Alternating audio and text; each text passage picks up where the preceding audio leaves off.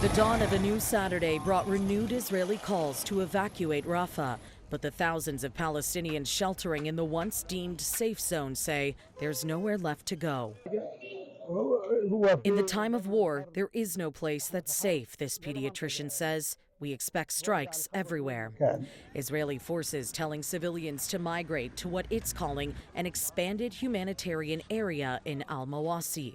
But those in the besieged enclave say there is no such thing, and relocating with no money, food, or energy is next to impossible. I still did not evacuate. They have notified about it, this man in Rafah says, but honestly, I don't have a tent to go to. All the tents were distributed already, and I don't have cash to get a vehicle to move my belongings. It's a very difficult situation. Saturday's calls indicate that Israel is pressing ahead with its plans for a ground attack on the southern city, despite heavy pressure and alarm expressed by U.S. officials and humanitarian groups.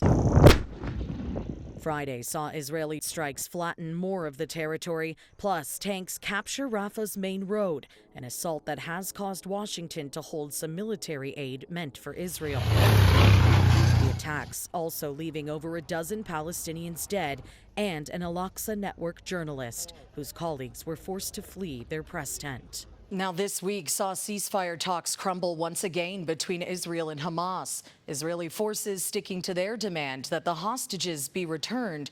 But Saturday morning, Hamas revealed that Nadav Popplewell, a hostage taken on October 7th from southern Israel, has died in Gaza. Hamas claims the man, who is also a British citizen, was killed after being wounded by an Israeli airstrike, adding that he couldn't get medical care due to Gaza's hospitals laying in ruins.